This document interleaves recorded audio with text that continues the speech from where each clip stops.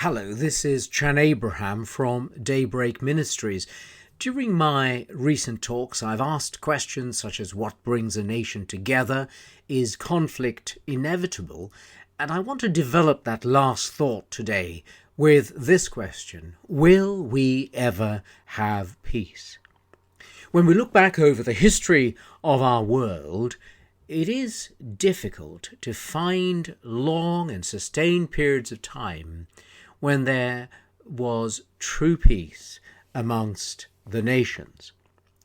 When we look at our own lives, we may also be inclined to say that there has rarely been a time when there has been a sustained period of peace in our own hearts and minds.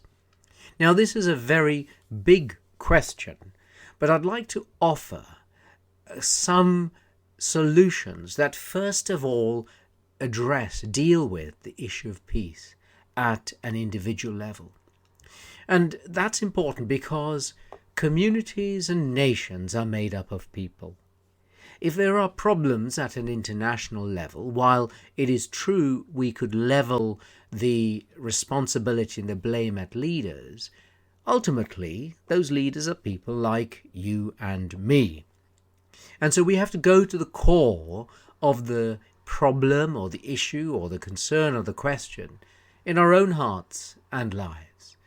What is it that stops us from having peace?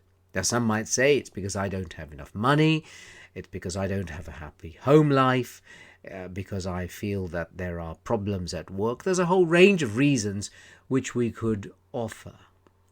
But ultimately, and this is really what the Bible teaches us, we don't have peace because there is a breach between us and our Creator. That's the essence of the Bible message. The Bible is not about saying that it's a problem that can't be solved. In fact, the answer comes very quickly. And the answer is found in this one absolute fact, that God, in seeing that there was no solution for the absence of peace, decided to provide peace himself. He became the reason for our peace by taking away the basis for the lack of peace, our own inner wrongdoings and failings. It's not that we're terrible people, it's just that we have failed terribly, and we failed to follow God's ways. When we look at the lack of peace around the world, it's for that reason. Everything that we may have done that's wrong at an individual level has been expanded globally, a million times or more over.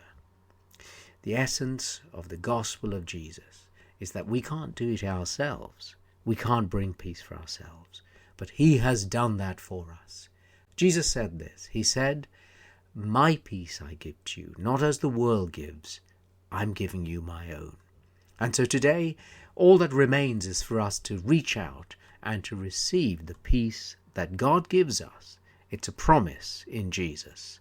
And that's the thought for today.